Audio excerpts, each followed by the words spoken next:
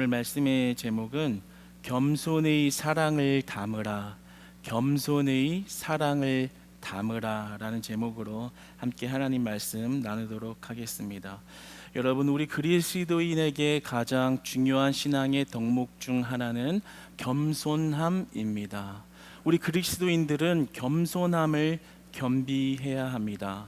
특별히 우리가 겸비해야 할 겸손은 하나님께서 원하시는 겸손함이어야 합니다.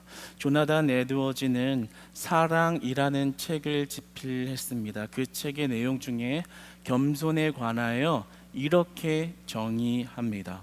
겸손이란 하나님 앞에서 우리가 무가치하며 비열한 존재임을 알고 그에 합당한 생각과 마음의 습관을 가지는 것이 겸손이다 라고 말했습니다.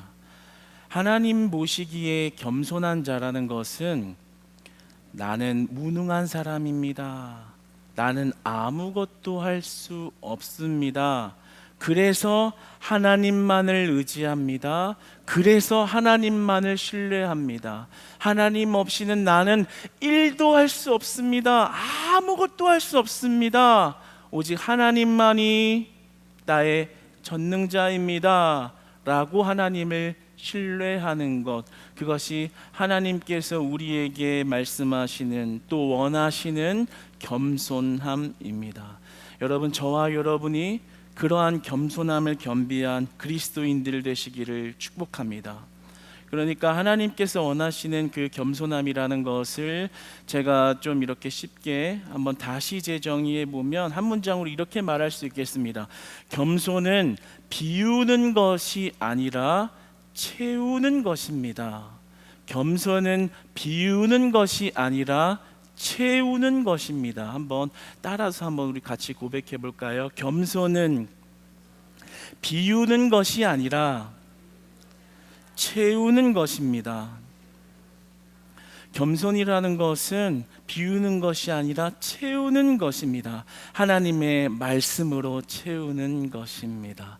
하나님의 말씀을 의지함으로 우리의 심령을 채우는 것입니다. 하나님, 나는 아무것도 아닙니다, 그래서 하나님의 말씀이 나의 심령에 들어와야 합니다. 하나님의 말씀이 나를 인도하셔야 합니다. 그 말씀이 나를 축복의 땅으로 인도하지 아니하면 나는 아무것도 할 수 없습니다. 그래서 주님만 붙들고 살겠습니다. 주님의 말씀만 바라보겠습니다. 주님, 그 말씀으로 나를 생명길로 인도하여 주시옵소서. 이것이 바로 하나님께서 우리에게 원하시는 겸손의 모습과 덕목입니다. 여러분, 우리의 삶을 하나님께 내어드릴 수 있는 겸손함, 우리의 비어있는 심령을 하나님의 말씀으로 채우고자 하는 겸손함이 우리 안에 늘 살아있기를 주님 안에서 축복합니다. 여러분, 이 겸손은 그냥 단순히 우리가 선택사항으로서 해도 되고 안 해도 그만인 것이 아닙니다. 이 겸손은 우리의 영생과 구원과 관련되어져 있는 중요한 문제입니다. 예수님께서는 그러한 겸손을 천국의 문제와 깊게 연관되게 하여서 우리에게 말씀하십니다. 마태복음 5장 3절의 말씀을 한번 같이 읽어보겠습니다. 화면을 보며 읽어볼까요? 시작. 심령이 가난한 자는 복이 있나니 천국이 그들의 것이며. 우리가 겸비해야 할 겸손이 복이라고 말씀하시는데, 단순한 복이 아니라 우리가 가지는 겸손은 천국과 관련이 있다라고 말씀하십니다. 이 마음이 가난한, 심령이 가난하다라는 표현을 우리가 잘못 오해하여 조금 소심한 사람, 자신 없는 사람, 부족한 모습을 가진 사람, 어떤 움츠러든 사람의 모습으로 생각을 하지만, 하나님이 우리에게 원하시는 겸손함, 낮은 자의 모습, 심령이 가난한 모습은 그런 모습이 아닙니다. 오히려 우리가 겸비할 겸손은 자신을 축소시키는 것이 아니라 오히려 넓혀가게 되어 있습니다. 왜냐하면 그 삶을 하나님이 하나님의 말씀으로 채우시고 그 생명으로 인도하시기 때문입니다. 그러니까 우리에게 심령이 가난하라, 낮아져라, 겸손하라 하시는 그 말씀의 뜻은 우리가 앞서 나누었듯 하나님 아니면 나는 아무것도 아닙니다.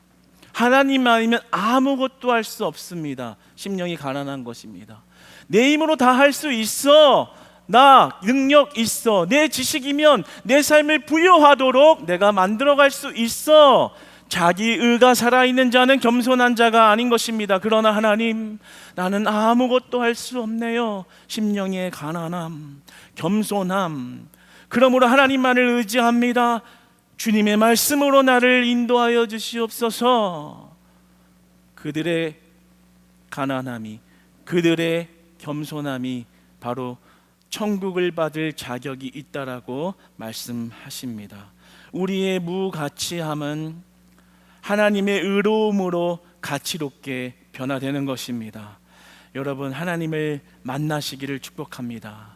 하나님을 의지하시기를 축복합니다. 내 힘 의지하지 아니하고 하나님을 의지하는 겸손함을 겸비할 때 그 천국이 열려지는 줄 믿으시기 바랍니다. 우리의 심령이 가난한 것이 복이며 천국은 그들의 것임이라.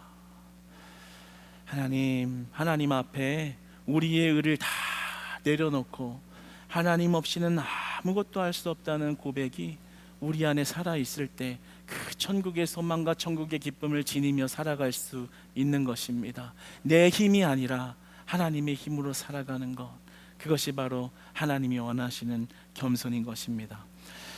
오늘 본문 말씀을 길지만 이렇게 읽었는데요, 오늘 본문은 엘리바스가 두 번째 변론으로 욥에게 비난을 하는 첫 번째 본문입니다.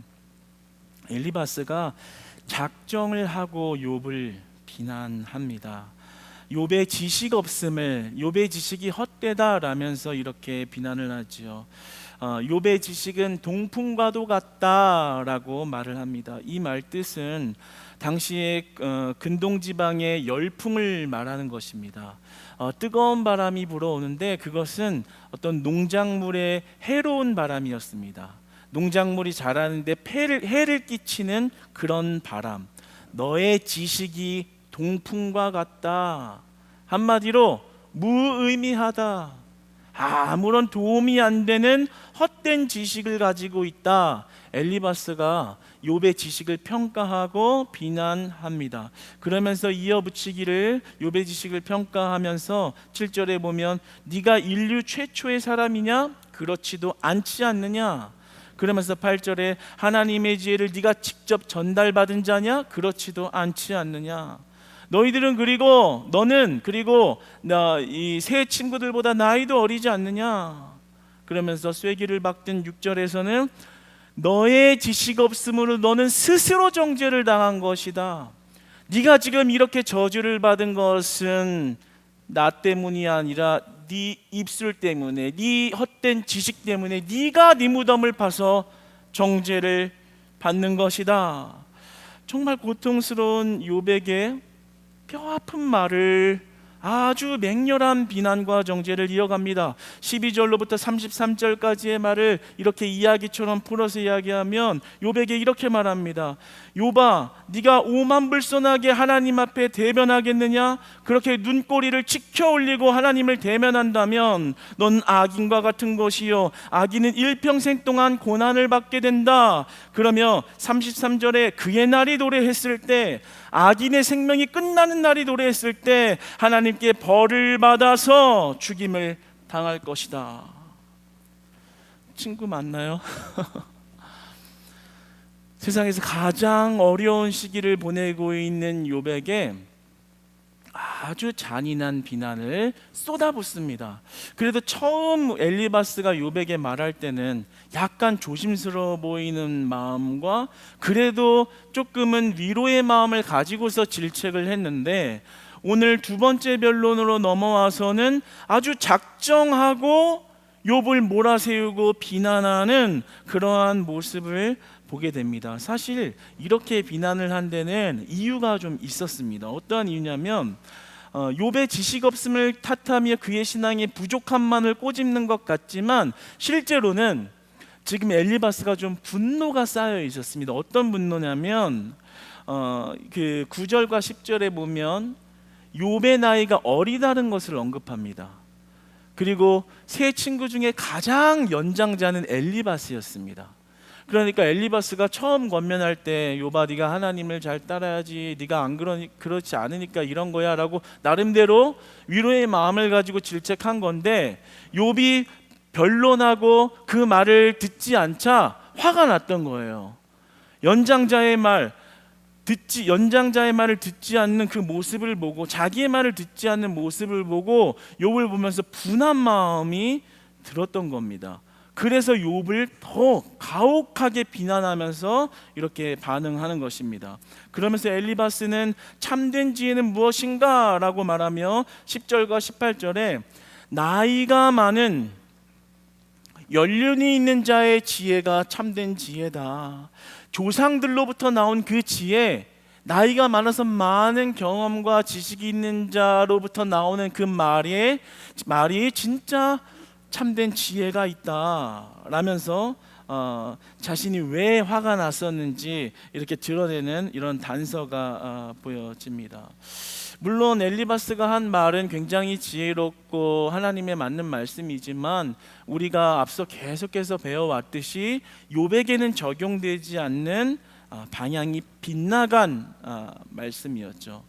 그러나 그러면서 욥에게 말하기를 너의 지식은 헛된 지식인데 나의 지식은 높은 지식이고 참된 지식이다.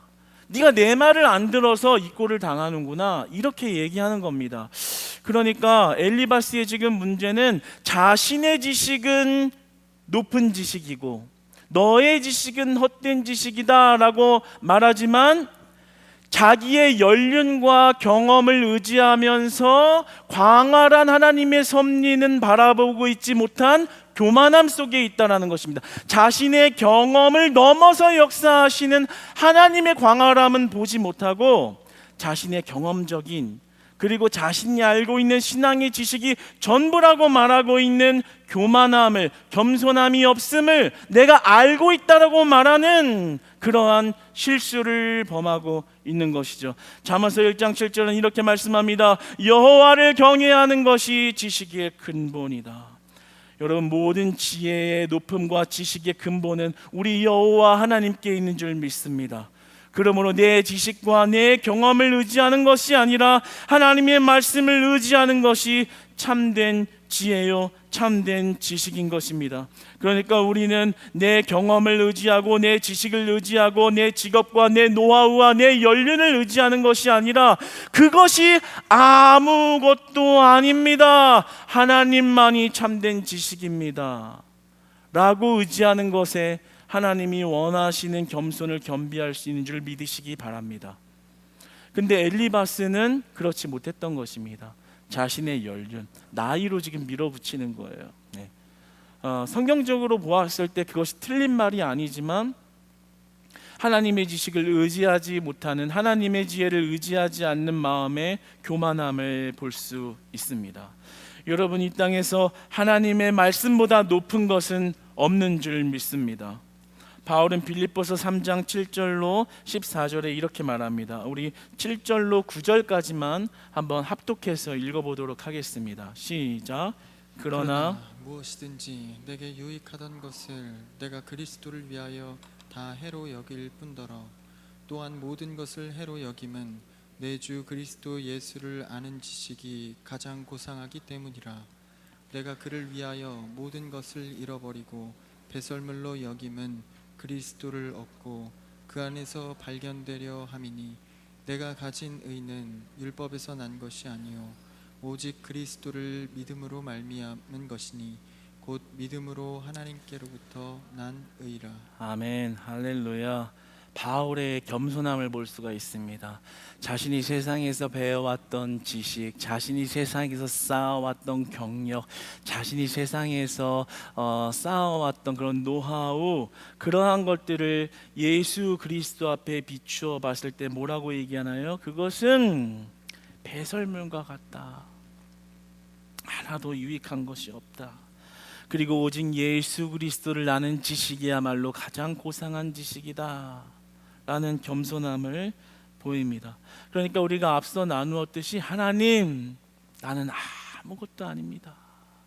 내가 배운 것 가지고 하나님 앞에 설 수 없습니다. 내가 가진 지식 가지고 하나님 앞에 설 수 없습니다. 내가 가진 재산 가지고 하나님 앞에 설 수 없습니다. 그것은 하나님 앞에 고상한 예수 그리스도라는 지식 앞에 배설명과 같은 아무런 유익이 되지 못하는 것입니다. 나는 아무것도 아닙니다. 오직 주님의 말씀만이 나를 살리십니다. 주님의 말씀의 지식만이 나를 구원의 길로 인도하십니다. 나를 구원할 수 있는 것은 하나님을 아는 지식입니다.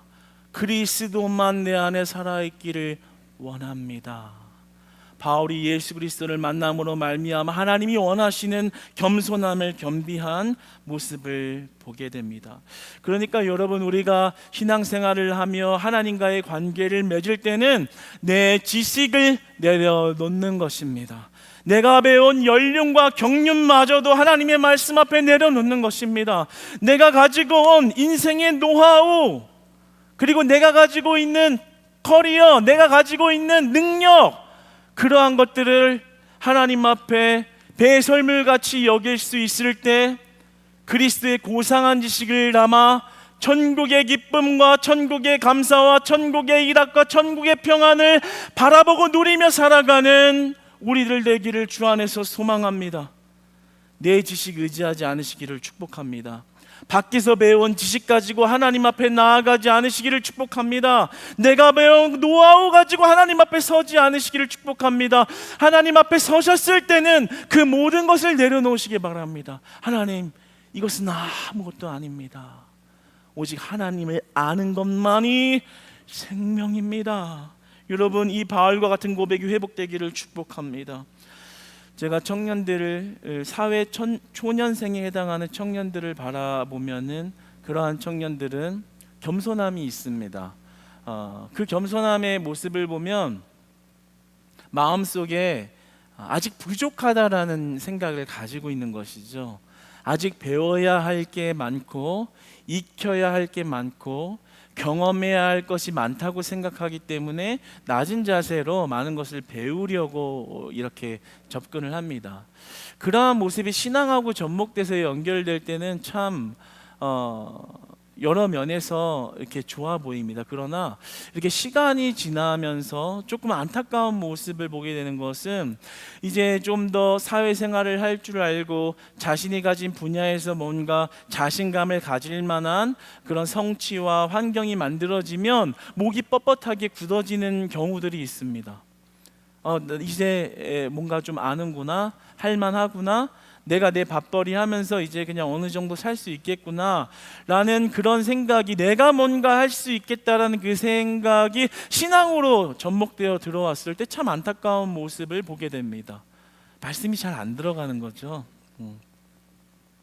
사회 초년생일 때는 뭐든지 갈구하고 갈급하니까 말씀을 잘 듣고 그 말씀대로 살아서 잘 뜻을 이루고 살아야지. 정작 삶이 편안해지니까 내 능력으로 뭔가 할 수 있으니까 말씀은 말씀이고 그냥 그런 대로 살만한데 예배도 잘 안 나오고 말씀을 귀담아 듣지 않고, 그렇게 굳어진 마음으로 세월이 오래 지나다 보면 말씀은 그냥 하나의 삶의 일부, 종교 생활과 같이 동떨어진 이야기처럼 하나님과 멀어지는 그런 모습을 보게 되면 정말 너무나도 안타깝다는 그런 마음이 들게 됩니다. 여러분, 우리가 무엇이든 무엇을 결정하든 어떠한 행동을 하든 우리는 그 기준을 하나님의 말씀으로 삼으시기를 축복합니다. 내 경험 가지고서, 내 지식 가지고서 선택해가는 것이 아니라요, 그 기준이, 선택의 기준이 하나님의 말씀이 되시기를 축복합니다. 하나님의 말씀은 우리의 절대적인 기준이 되십니다. 요한복음 17장 17절의 말씀을 한번 같이 읽어보겠습니다. 시작. 그들을 진리로 거룩하게 하옵소서. 아버지의 말씀은 진리니이다. 할렐루야. 우리 아버지의 말씀, 그것이 진리라는 것입니다. 그것은 변하지 않습니다. 실수가 없습니다. 오류가 없습니다. 부족함이 없습니다. 그것이 하나님께서 우리에게 믿고 들리게 하신 말씀, 믿음의 은혜인 것입니다. 그러므로 우리는 우리의 직업이나 실력을 의지하는 것이 아니라 때때마다 선택의 때때마다 하나님의 말씀을 의지하는 겸손함으로 나아가는 것입니다. 내 관점, 내 생각, 내 말로 결정하는 것이 아니라 하나님, 나는 아무것도 못해요. 하나님 말씀에 비추어서 생각하겠습니다. 하나님의 말씀을 듣고 움직이겠습니다. 하나님 말씀하시는 것만큼만 하겠습니다. 멈추라 하시면 하지 않겠습니다. 주님, 나를 인도하옵소서. 우리 인생의 삶의 기준을 하나님의 절대 말씀의 기준으로 순종하여 나아가는 것, 그것이야말로 하나님이 원하시는 겸손이요 천국길을 향한 길이 되는 것입니다. 미국의 크래프트 치즈 회사라는 회사가 있습니다. 식품 제조 회사인데요, 스위스의 네슬레 다음으로 가장 규모가 큰 식품 기업입니다. 그 기업을 일으킨 창업자의 이름이 크래프트인데 그 이름을 따서 이제 기업 이름을 이렇게 지은 것이죠. 그가 사업 초기에 매일 새벽에 일어나서 마차를 끌고, 옛날 얘기입니다. 마차를 끌고 치즈를 팔러 이렇게 나갔습니다. 모두가 잠든 시간에 그 치즈를 팔겠노라 하고 이제 나가는 거죠. 나가면서 그는 늘 하나님 앞에 기도했습니다. 어떤 기도를 했냐면요, 하나님, 치즈 많이 팔게 해주세요. 이런 기도를 한 게 아니라요, 하나님, 내가 오늘 어디로 가서 어떤 방식으로 하나님이 원하시는 대로 움직여야 할까요? 그 자신의 한 시간 하루에 움직여야 하는 그 스케줄을 하나님께 묻고 하나님이 인도하시는 대로 순종했습니다. 그래서 마차 끌고 나가 치즈를 팔던 정말 실력 없는 자가, 부족한 자가 정말 지금은 큰 대기업이 되어서 누구도 흉내낼 수 없는 그런 거부가 되기도 했습니다. 사랑하는 여러분, 우리가 우리의 실력 의지하는 것이 아니라 하나님의 말씀을 의지하며 그 인도함을 받을 때 그 안에 천국이 있고 평안이 있다는 사실을 기억하시기를 축복합니다. 여러분, 저는 우리 교회 장로님들을 보면 참 큰 은혜를 받습니다. 우리 장로님들은 이번에 또 이렇게 장로님들이 임직을 받으시고 특별히 또 이렇게 많이 더 이렇게 되셨는데요, 정말 우리 장로님들은 순종하기를 열심으로 하시는 분들입니다. 제가 참 장로님들의 순종을 보면서 은혜를 많이 받습니다. 감동이 되어지고 참 그 본의 모습을 보면서 우리 교회에 기대와 소망을 걸게 됩니다. 이 장로님들의 순종이 우리 직분자들로, 성도님들로 예배 공동체의 순종으로 흘러가겠구나. 그런데 우리 장로님들이 순종하는 모습을 보면 정말 인간적인 순종이 아니라 그 마음 안에 하나님을 바라는, 하나님을 의지하는 겸손의 신앙을 발견하게 됩니다. 어떤 담임 목사님이 어떤 말씀했을 때요, 네, 알겠습니다, 아멘, 되든 안 되든 해보려고 하십니다. 그런 모습을 볼 때마다 참 큰 은혜가 됩니다. 그런데 인간적으로 의지하는 게 아니라 하나님이 목사님 통하여서 우리에게 말씀하셨구나, 그 믿음으로 순종한 모습을 보게 됩니다. 여러분, 그것은 무엇일까요? 겸손함인 것입니다. 내 지식, 내가 살아온 경험으로 무언가 해보려는 것이 아니라 하나님이 말씀하시는 것을 듣고 내 지식은 내려놓고, 내 경험은 내려놓고, 내가 할 수 있는 능력은 내려놓고 주님 말씀하신 것에 순종해서 나아가겠습니다. 그 겸손한 가운데 하나님이 일하시는 줄 믿습니다. 그 겸손한 가운데 하나님이 능력을 발휘하시는 줄 믿습니다. 여러분, 우리의 모든 삶이 이러한 겸손한 가운데서 하나님의 이끄심을 받는 삶 되시기를 축복합니다. 여러분, 그렇다면 우리가 겸비한 겸손은 무엇을 향해야 할까요? 그러한 겸손함을 받았다면, 그러한 겸손함을 겸비했다면 우리는 무엇을 향해야 할까요? 우리의 겸손은 사랑을 향해야 합니다. 우리의 겸손은 사랑이 되어야 합니다. 그 겸손은 겸손의 사랑으로 이어집니다. 예수님은 우리에게 어떠한 겸손함으로 우리를 사랑하셨나요? 청관홍 목사님이 작사 작곡한 찬양이 있습니다. 겸손의 왕이라는 찬양인데요, 제가 굉장히 좋아하는 찬양곡 중에 하나입니다. 제가 1절 가사만 한번 이렇게 소개하며 읽어보겠습니다. 겸손의 왕, 겸손의 왕, 평범한 목수의 아들, 주 종으로 오신 죄인을 섬기신 창조주, 주의 손 거친 못이 찔렸고 주의 발 갈보리 오르셨네. 모든 건 내어주신 주님, 우리의 발을 씻겼네. 주가 싫어 거역한 우리를 위해 고통당했네. 무엇을 위한 사랑인지, 무엇을 바란 희생인지, 당신은 사랑의 눈먼 주님. 할렐루야. 무엇을 위해서 주님이 죽으셨나요? 무엇을 위해서 고통을 당하셔야 했나요? 창조주신 주님이 왜 이 땅에 오셔서 그런 비참함을 당해야 했나요? 그것은 사랑이었군요.